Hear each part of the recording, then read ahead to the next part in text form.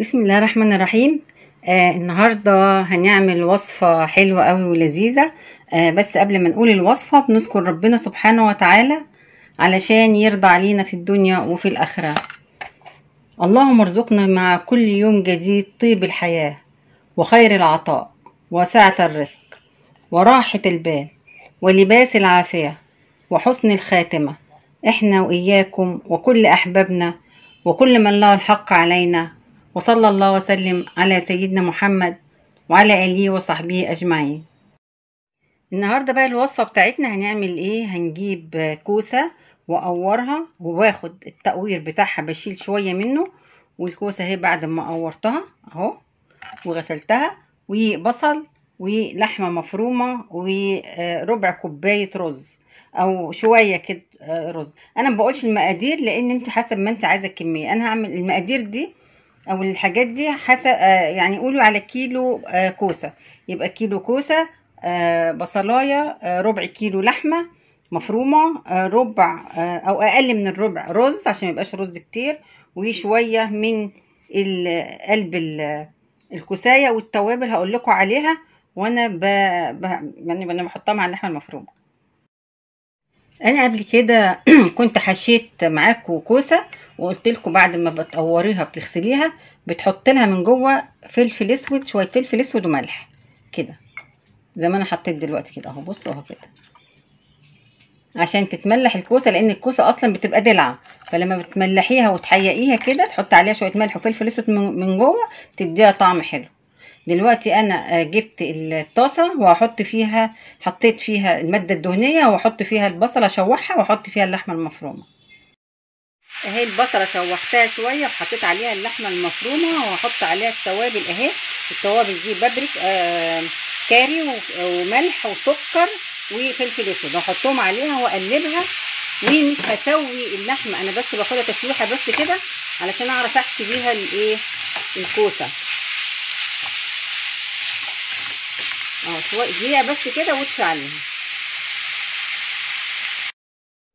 وجبت شويه من قلب الكوسه وبفرمها بقى كده اهو، بفرمها صغير خالص.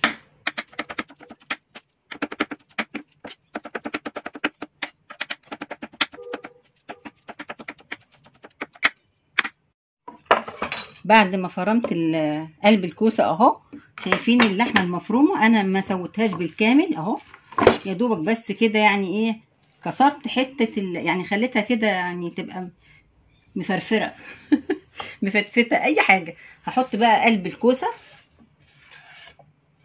طبعا قلب الكوسه دي مفيده جدا ومهمه جدا فما نرميهاش، احنا دايما بنرميها، فدي مش هنرميها. بصوا هتتقلب بقى كده مع ربع كوبايه او شويه الرز، مش ربع كوبايه، يمكن اقل، ربع حسب ما انت عايزه اهو. بس انا بحط رز قليل علشان اللحمه المفرومه تبقى واضحه. عايزه بقى تخلي لون اللحمه مفرومه يعني مديها حمار شويه كده او تزودي من الطعم شويه، انا عندي شويه صلصه مسبكين هحطهم عليها اهو. ممكن تحطيهم وممكن ما تحطهمش اللي يعجبك. وهبتدي بقى احشي الكوسه، استقلبها كويس. طبعا لازم تدوقي السكر لازم تدوقي الحياء بتاعها، عايزه ملح ولا لا اهو.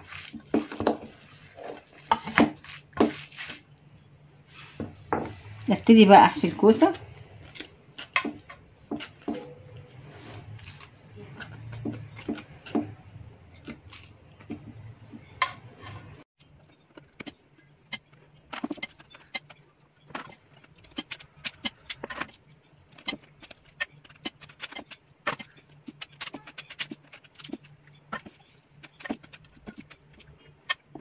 بصوا بقى دي الكوسه اهي بعد ما حشيتها اهو، حشيتها باللحمه المفرومه والخلطه بتاعتها. طبعا فاض مني الشويه دول، الشويه دول بقى هقول لكم هنعمل بيهم ايه، بس يعني دلوقتي كده شويه كده هقول لكم هنعمل بيهم ايه. الكوسه اهي، وحضرت الحله وحطيت فيها ورق زبده من تحت، وحطيت فيها شويه من قلب الكوسه اللي فاضوا، وهرص عليهم بقى الكوسه اللي احنا حشيناها دلوقتي. بصوا بقى انا حشيت الكوسه اهي ورصيتها في الحله. عايزه اقول لكم ملحوظه بالنسبه للحشو اللي هو الكوسه والبتنجان والفلفل والحاجات اللي هي دي، لازم لما تيجي تحشوها توقفوها كده، ما تحطوهاش نايمه علشان ما تعجنش معاكم. يعني هتستوي من تحت ومن فوق لا، فدي لما تعمليها كده بالطريقه دي تستوي معاكي من كل الجهات وتطلع معاكي سليمه وتبقى حلوه جدا. كمان الكوسه والفلفل والحاجات دي برضو، الكوسه والفلفل بالذات والبطاطس لو انت هتحشيها بتحيقيها من جوه زي ما انا وريتها لكم قبل كده، وفيديو قبل كده انا عملت فيه برضو الكوسه باللحمه المفرومه، بس كانت في الفرن. المره دي مش هتبقى في الفرن. بتحيقيها ملح وفلفل اسود، عايزه تحط لها كمان اي حاجه من جوه حط لها، فدي بتدي طعم حلو جدا للمحاشي. شوفوا بقى الجمال والطعامه وحلاوه الكوسه لما استوت. عملت كمان معاها رز، مش انا قلت لكم اللي هيفيد من اسمه ايه، اللحمه المفرومه. مش هرميه او مش يعني هنحتاجه في حاجه. بصوا حطيته مع اللحمه المفرومه برضو يتاكل كده، وكمان عملت معاه بفتيك. شوفوا بقى، تعالوا بقى ندوق بقى كده. بسم الله الرحمن الرحيم. بصوا شايفين طريه زبده زبده. قولوا بسم الله معايا. بسم الله الرحمن الرحيم. سخنه بقى نار.